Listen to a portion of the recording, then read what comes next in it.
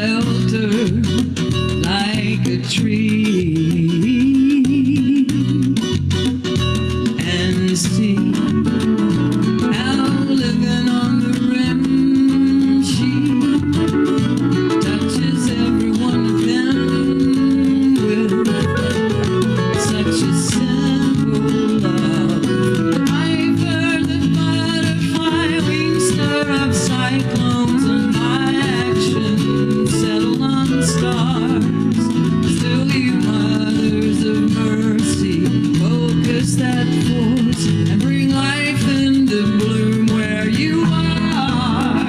Oh, how does your river flow? How does your garden grow? Too late to learn at your feet. So I'll have to wade into the wake of the master's retreat.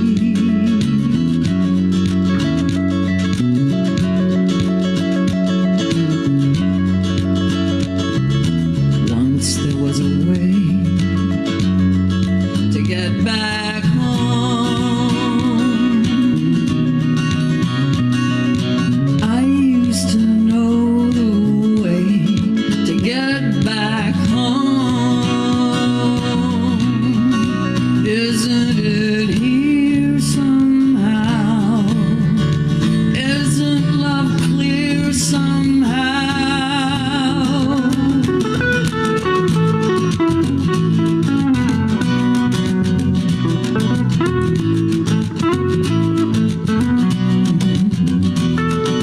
Strength of the mountains, depth of the wind, conscience that covers the world, curled like a finger that draws you closer to a life that still haunts you. All that remains is such a simple love.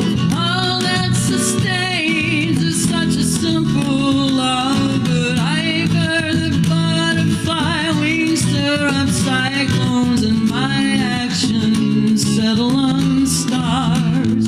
Still, you mothers of mercy, focus that force and bring life into bloom where you are. Oh, how does your river flow? How does your garden grow? Too late to learn at your feet.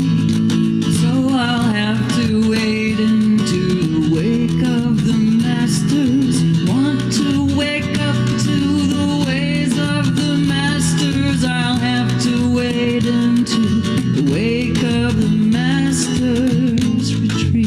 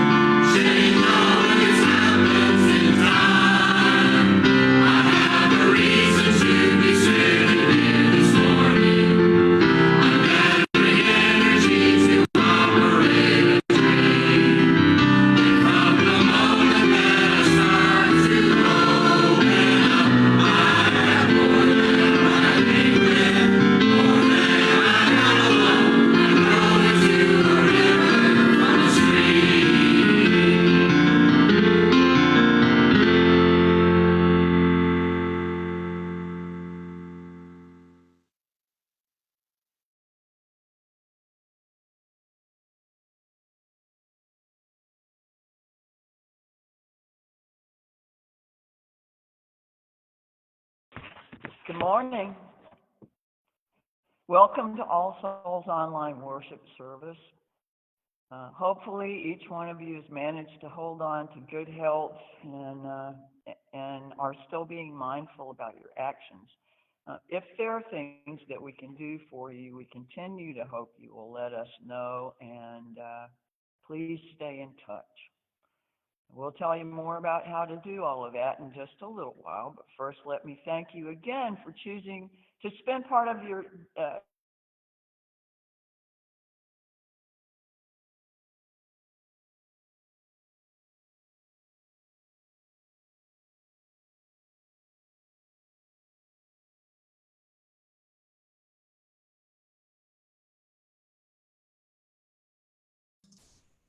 race, origin, orientation, background, status, ability, or identity.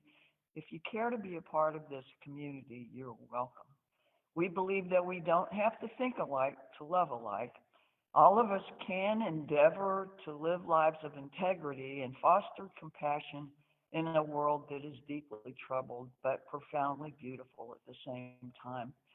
Here in this tradition, we are called to treat respectfully those with differing views, paths, and opinions. This is our challenge, but it's also our covenant.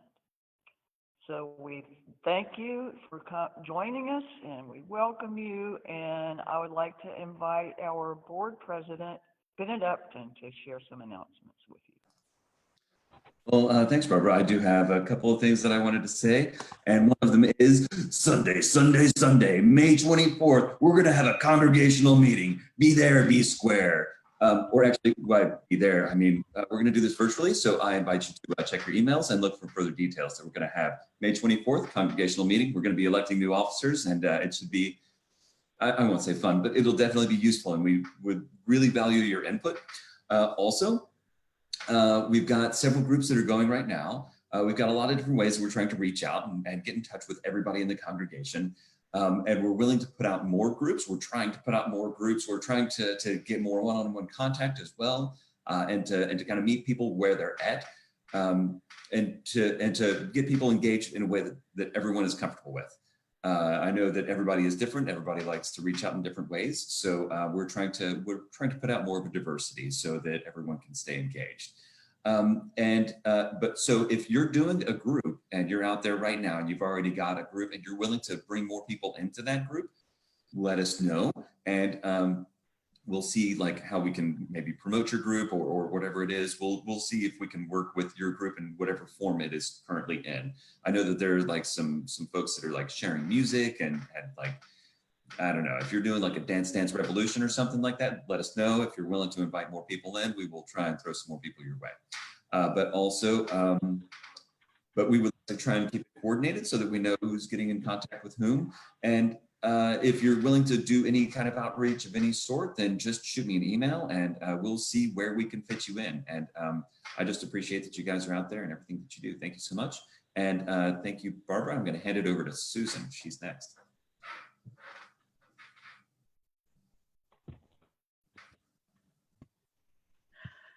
Thank you, Bennett.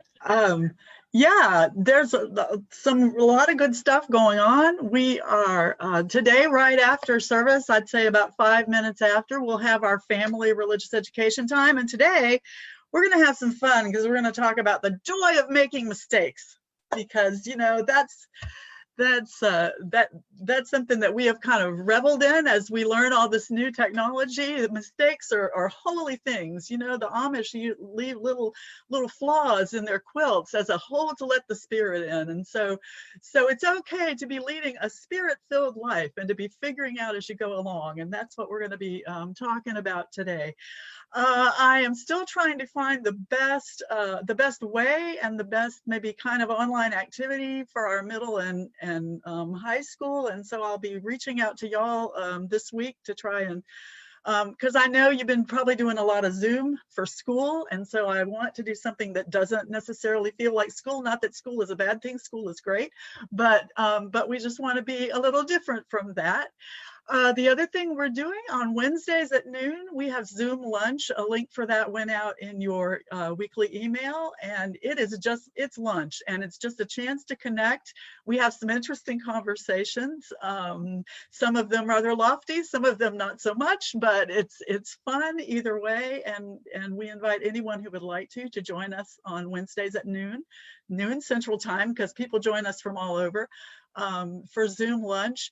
And Friday evenings at 10 p.m., we do have Late Night at the Salty Chalice. That link is shared on our Caring Connection page and also on our Slack channel. And so if you'd like to join us for that, you can check out one of those two places. And if you're not on those two places and would like to be, put that in the comments and we'll make sure that we get in touch with you. I believe that is all I have. Thanks, Bennett. Thank you, Ms. Susan. Yeah, I would like to add that if you need to be added to the email list, if you are not currently receiving our emails, I believe you can leave your email address on the church office phone message thing, or send the email request to the church office email. But now, as we move towards the body of the service, we acknowledge the old English root of the word worship. The root meaning is to elevate and contemplate matters of worth. In our theologically diverse community, the matters of worth are many and varied. Still, we come together in celebration of that which is greater. So we're joined by covenant rather than creed. And in light of all these considerations, I invite you to join me in a simple little song. I'll play it through once, and then I'd like you to join me and sing it with me, if you will, on the second time through.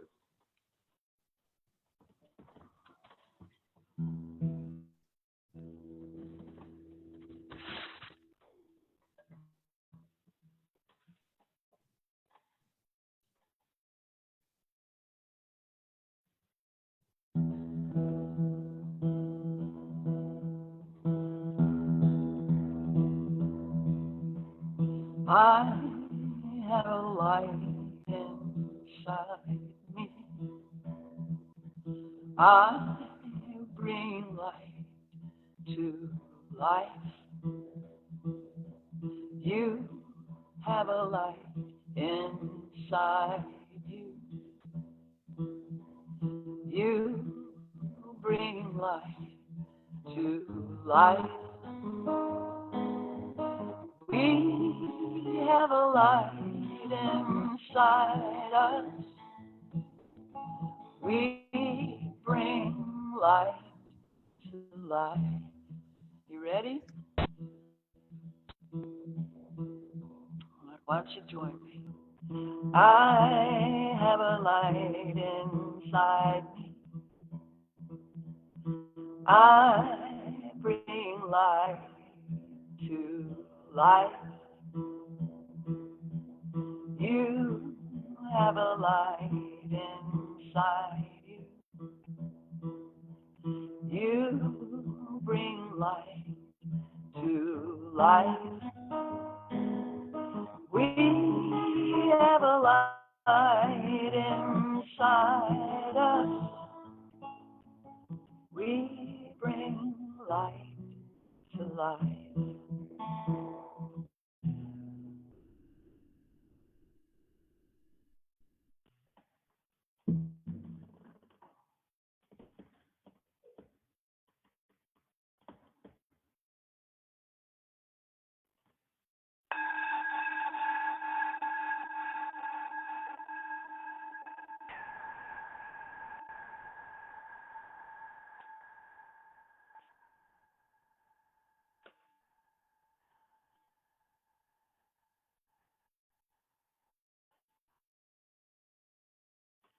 At the core of this body that is our congregation, in our collective heart, let there be a quiet time among us. We invite the Spirit of life to fill this time so that we feel our connection. Spirit of life in us and around us, here is our chance once again to live like we wish the world would live. May we find within each other the courage to be who we are. May we find within us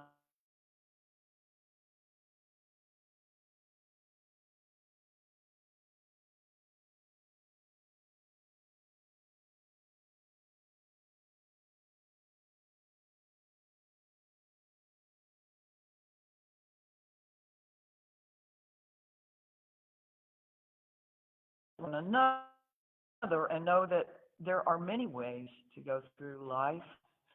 May we know that though we cannot change some of what life gives to us, we can choose how to deal with what we are given.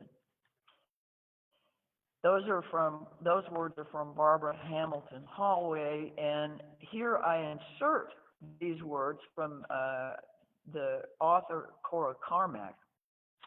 The future is never just one choice, it's 1,000, and they never stop. You will choose your future every day of your life, and should you wake up one day to find you regret the choice you made the day before, then make a new one. Don't focus on whether you may have been wrong, but rather where you are now and how you approach life in this new day. Live today. Barbara concludes with, we're coming into our power, and together we can make possible justice and love. We're all connected. We are all connected. We depend upon one another more than we know, and maybe we're learning that a little bit, but we are one body. May we feel that connection, and may we feel our shared concern and common spirit moving through us in these imposed separations. I would like to invite Quinn Hamlin and Annalise Bennett to help us do our chalice lighting.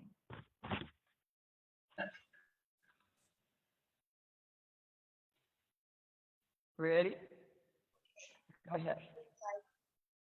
We light this chalice to celebrate Unitarian Universalism. This is the church of the open mind. This is the church of the helping hands. This is the church of the loving heart.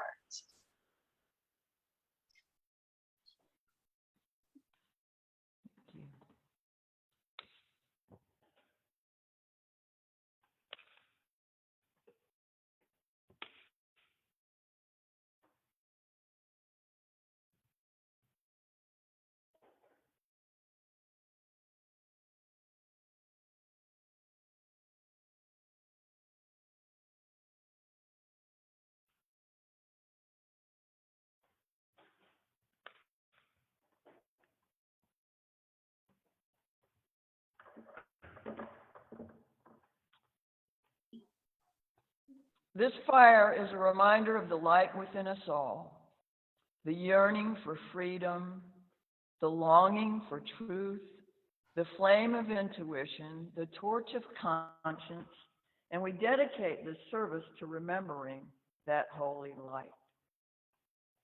Now we invite the Turner and Loggins household to join us or lead us in our unison affirmation.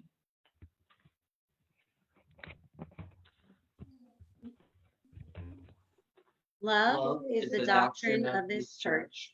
The quest for truth is its sacrament, and service is its prayer. Dwell together in peace, to seek knowledge and freedom, to serve human needs, to the end that all souls shall grow into harmony with the sacred. Thus do we covenant with each other.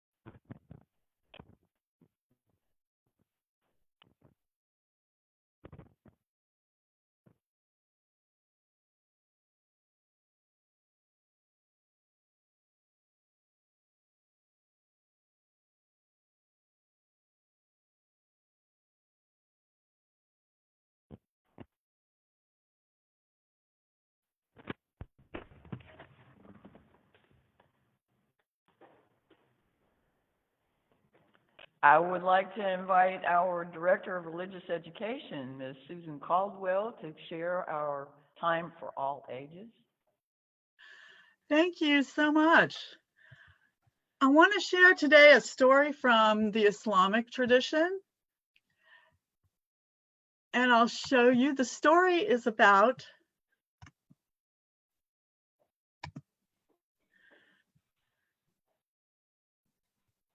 this gentleman, Uthman ibn Affan.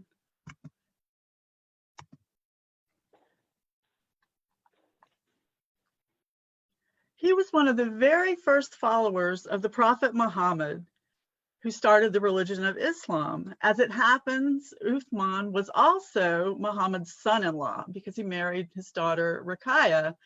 And actually, when Ruqayya died, he married another daughter of Muhammad's after that. So he was definitely a member of the family. And he was also known as an incredibly generous man. He would give of anything that he had to help other people. And so there came a time, he lived in Medina, which is in the country, what is now Saudi Arabia. And this is a very dry part of the world anyway, but some years have been drier than others. And the year 640, which was a long, long time ago, was particularly dry. And so the people were running out of food. They couldn't grow food and they were running out of food. And the people and the animals were almost starving. And so you can imagine how excited they got when they learned that Uthman ibn Affan was coming to their city with 1,000 camels loaded down with food, all kinds of food. He was able to travel to other places where times were not so hard, and he was bringing back all of this food. Well, the people got very excited, but they weren't the only ones. The merchants got excited too. And they knew that Uthman ibn Affan was this very generous guy, and they thought he's maybe going to give us a good deal on all this food that he has so that we can then turn around and sell it for 2 to 3 times higher. Well, Uthman ibn Affan gets to town, and all of the merchants are gathered around him right away, saying, and they make a low offer, knowing, they're men who are used to negotiating. So they make a really low offer, knowing they'll have to go up. And Uthman ibn Affan says, "I'm sorry, I've had a better offer." And so they know this. They know this is the game, right? And so they say, "Okay, well, we'll offer you this much of a higher price." And he still says, "No, I've had a better offer. I'm sorry." And they offer him really a higher price than they wanted to, but they want the food and they want to sell it. But they're starting to worry because they're thinking, our customers right now can't afford this if it costs much more. How are we gonna survive this? But they say, "Okay, we'll offer you even more. You're driving a hard bargain, but okay." And Uthman ibn Affan says, "No, I've had a better offer, and the offer comes from Allah, from God."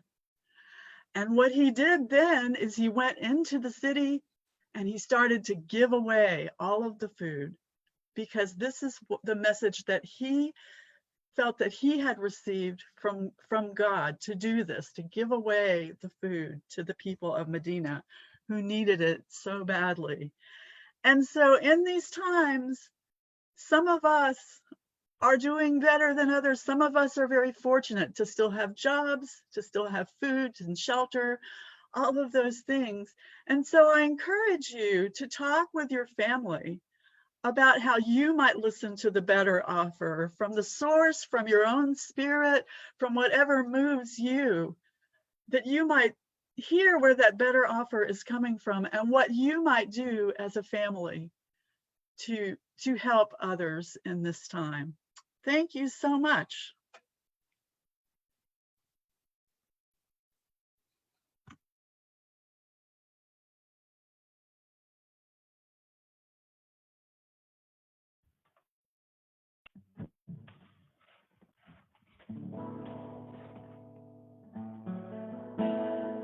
another simple song that I would invite you to join me on, at least the choruses as it goes along.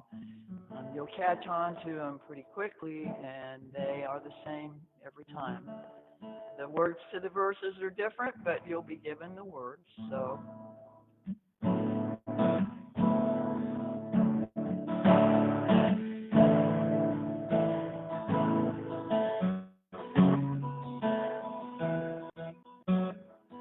in all the things that cross my mind, lead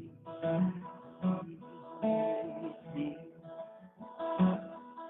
In all the things that fill my life, lead me.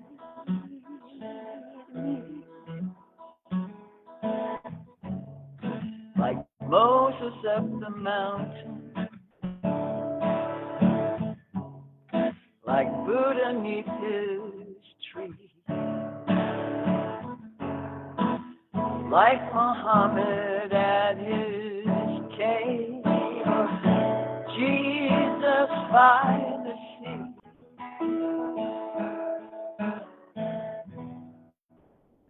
In all the things that cross my mind, lead me.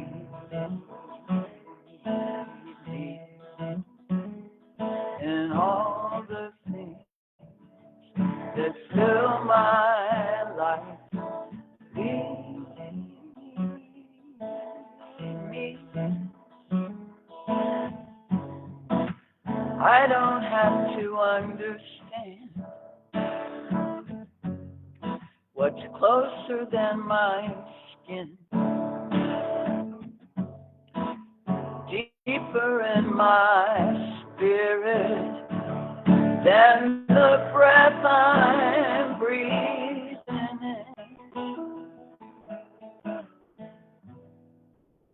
In all the things that cross my mind, lead me.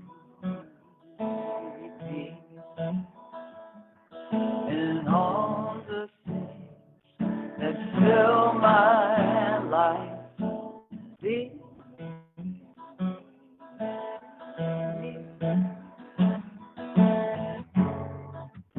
Hunger that I can't describe, ache that draws me up. I reach for what's beyond my sight and pray that God is love.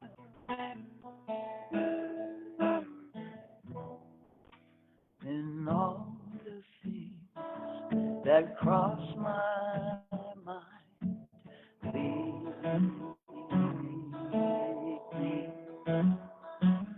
In all the things that fill my life, lead me.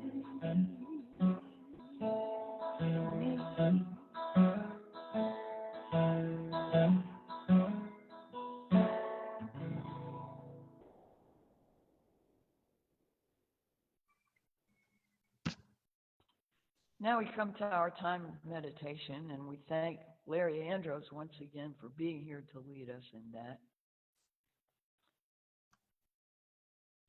Thank you and welcome. For this meditation, begin with letting your body become comfortable, spine straight, feeling centered.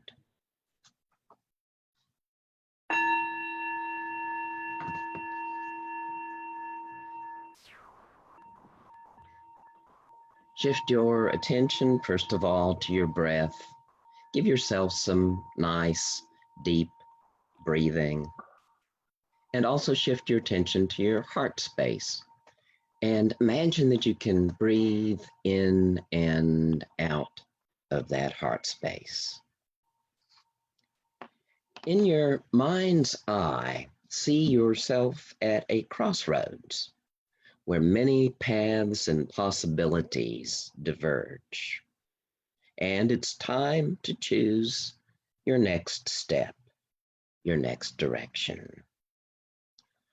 On your journey, as it has unfolded so far, you have perhaps received many messages about which path to take. You have encountered many guides and guidebooks that have urged fame, fortune, pleasure, discipline, sacrifice. So many possibilities. And yet you know that one of these diverging pathways is a path with heart, one that resonates with your deepest, most sincere desire, one that calls to the gifts you have to offer, a path that offers wholeness and healing. So many choices, so much unknown. Which way to go? In this sacred moment, this pause, this silence, you can touch an inner knowing of the heart. There is a way, a step, a path, a choice, a way for you to be kinder to yourself, a way to be compassionate to yourself and to others. There is a way to trust the wisdom that you have gathered throughout your life. There is a way to celebrate the gifts life gives to you even now, and to share those with yourself and others. There is a step that you can take that centers you more in peace and opens you to more freedom and to courageous action.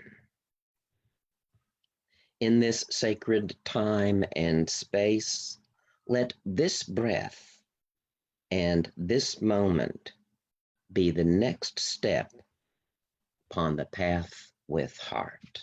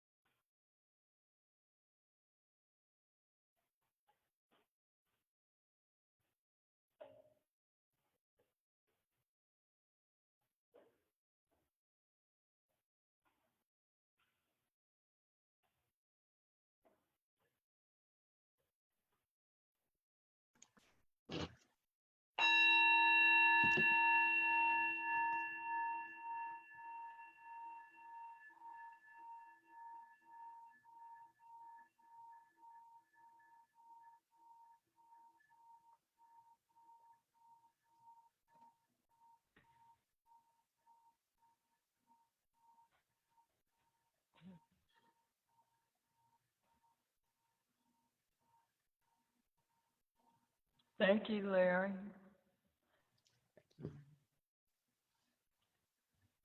This is the time of year when our religious education efforts turn toward personal spiritual growth and development. We move from the gifts and understandings that we have gathered from the world around us to what we find in ourselves with our intuition, our inner teacher. It's important enough that we make personal spiritual growth and development one of what we call 5 pillars that we offer in our education year. We move from Unitarian Universalist identity and Jewish and Christian heritage and world religions and peace and social justice and the interdependent web of life.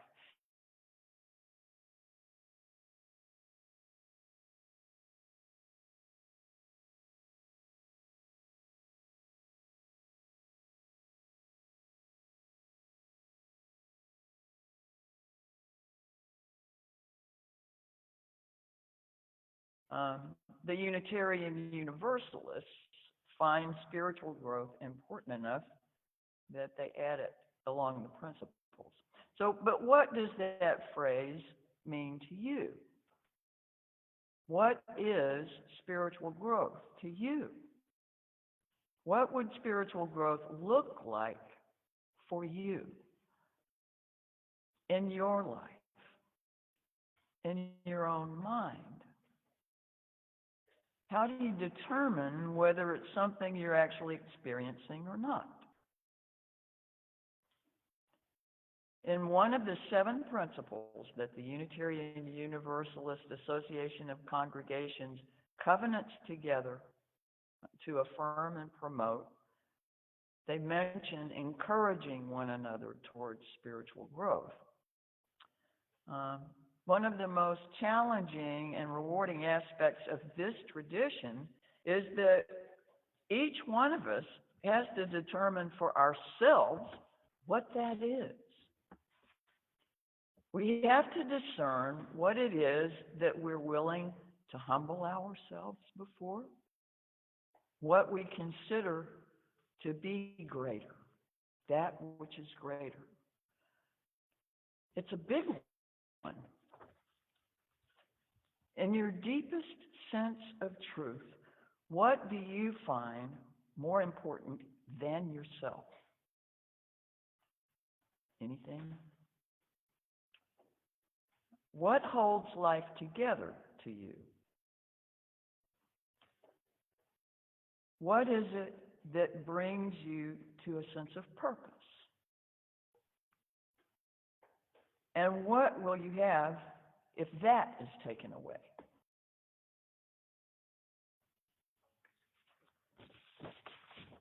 To what do you turn when everything else falls apart? What calls to you in that still small voice, your inner teacher? To what can you lift a grateful heart and offer a thank you for all the benefits that are part of your life that you did not earn? For the opportunities and for the longing. For some of us, this is God that we call by many different names and have many different understandings of. For some, it's the holy mystery or higher power. For others, it may be a resonance with creation or nature.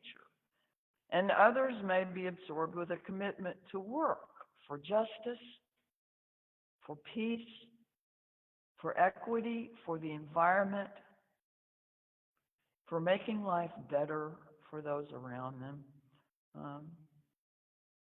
And there are some, too, who are called to serve the moment in which they find themselves, that which unfolds before them as the next right thing. As Unitarian Universalists, if you follow the history line back through the ages, what you'll see is that we have been considered heretics all along the way. And the word heretic is rooted in the Greek word for to choose. We have to choose. We make the choices. Nobody here tells you what you're going to believe. That's a lot harder than finding trust in somebody else for a lot of people.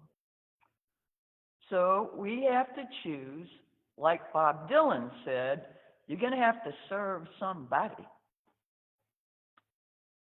And service is a matter of how we spend our time. To what do we give most of our time? What dominates our thoughts? Now, spiritual growth is something you have to define for you. And the funny thing is, others will probably know it if they see it in you and it happens. Maybe not all at once, or, it might be a gradual thing. But what does it look like in your life? I'm reminded of the quote from one-time Unitarian minister Ralph Waldo Emerson. A person will worship something, have no doubt about that. We may think our tribute is paid in secret in the dark recesses of our heart, but it will out. That which dominates our imaginations and our thoughts will determine our lives and character. Therefore, it behooves us to be careful what we worship, for what we are worshiping, we are becoming. Becoming is a lifelong journey. Early on, we need an environment that lets us learn how precious and unique and worthy of love we are. And if we don't get that support early on, that safety, we can sometimes spend a whole lot of our lives learning those simple facts, knowing that you are valuable, you are worthy, you are perfect in and of yourself. You are important. You deserve to be loved. Coming into a healthy sense of self can sometimes take a very long time. There are many things that work against us. But if we stay committed to the quest, we will find our way to balance, that healthy I am. After we get to that place, next we have to learn how to move from the individuality and sense of self-worth back to the call to oneness. We have to learn to see that every single other person is also important, is also valuable, and also deserves to be loved. If we happen to come upon people that are disagreeable or destructive, seeing the divine spark in them will take depth of character and self-knowledge. To find the good in others takes depth of character and self-knowledge. Did you know that the brain cannot simultaneously process empathy and be analytical? If you're busy picking things apart, you're not feeling empathy for the world around you. You can vacillate, you can change back and forth, and certainly we need to have a balance between those things. But the brain doesn't work that way.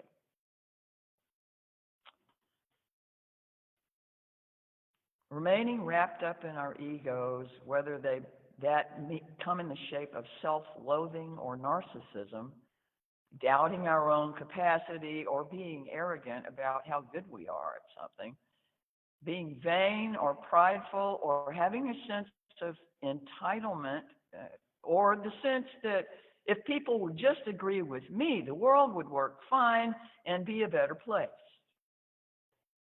All of these are expressions of emotional immaturity.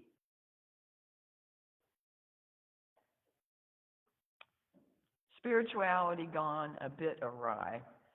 But just like other emotions that can go awry, or that happen when people are emotionally and spiritually immature, things can be corrupted if we stay there. Our egos can corrupt our natural inclination to move towards growing, to move towards wholeness, and to move back into a sense of oneness with everything. In those places, people can develop dishonesty and a sense that they need to manipulate and control things, and that becomes oppression. All of these things make the journey's load heavier. Tending our spirits, making mindful decisions about what, who, and how we will serve can lighten the load. The where is always here. The when is always now. No matter what's going on around us, there's always time to take a deep, mindful breath. Intentionally come back into alignment with that which we personally acknowledge as greater. May easily be one of the biggest gifts we can give to ourselves and to our relationships. If you're worrying about things, you're being analytical, and you're not feeling the empathy for the world. Bring your thoughts, if you feel stressed out, bring them to a loving thought about someone else, and just let that feeling hold you for a minute. Take a breath, breathe that feeling in, and go on with what you're doing.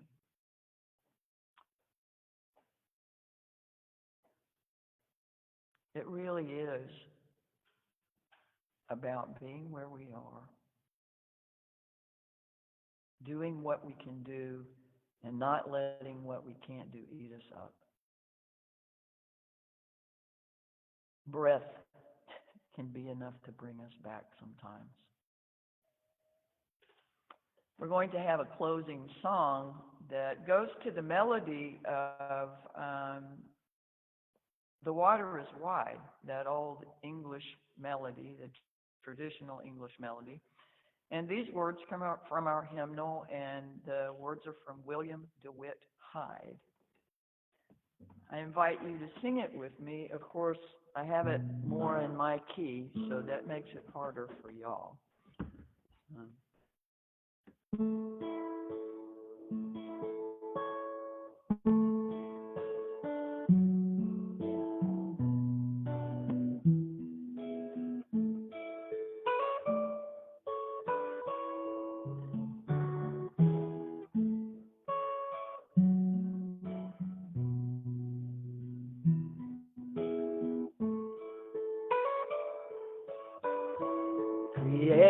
Creative love,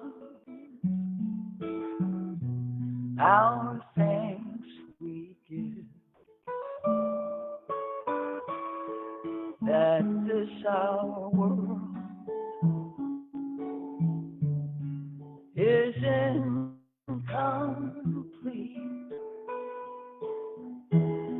that struggle grieves our will to live, that work awaits our hands and feet, that we are not yet fully wise, that we are made in the making still, as friends who share one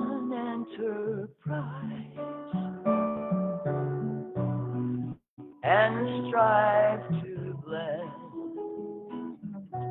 with nature's will. What though the future long delayed and still with thoughts we daily cope? It gives us that for which to pray, a field for toil and faith and hope. Since what we choose is what we are, and what we love, we yet shall be. The goal may ever shine afar,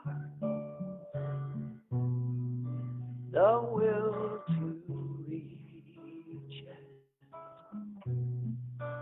makes us free.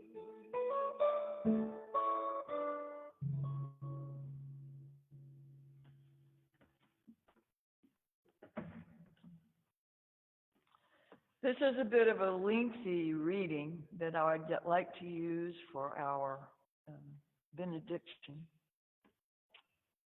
It's from Jan Tadeo. The storm outside echoes the storm raging within our soul, my soul. So many people in need, so much pain, so much grief. Too many causes and campaigns fill my mailboxes, sap my energy, beg me for money. 3 things I must do. Only 3 things? You got to be kidding. What 3 do I choose? Books and letters, magnets and movies implore me to dance as if no one is watching, learn 7 habits and make 4 agreements, give generously, vote often, and express myself. Yet hundreds, thousands, millions live with hunger and thirst, in poverty, enduring violence and disease. Did Mother Teresa, Martin, and Gandhi cry out with despair from the darkness of overwhelm? What 3 things did they choose? 3 things. 3 things we must do. Is it to act in kindness, serve justice, love God and your neighbor even as you love yourself? But where do I start? So much thoughtlessness, hatred, and fear. Too little justice, too much selfishness. Where's God? Who is my neighbor? 3 things, 7 principles, 10 commandments, 12 steps, all numbers of things speak to us. And yet we must choose. We must choose to do something. So 3 things may be the right number. Not too few, not too many. But which 3 things shall I choose? Will you do? Here's an adage I've always liked. Don't just do something, stand there. I've personally heard it, sit there. Stand in the surf or sit on a rock or lay your body across the earthy loam and be quiet. Be very quiet. Do you hear it?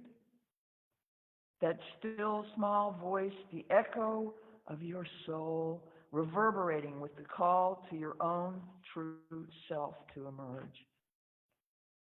Then the calm within becomes the calm without.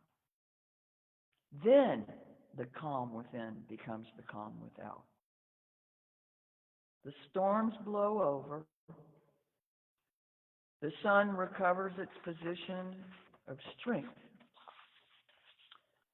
And that glorious symbol of hope and unity emerges across the sky.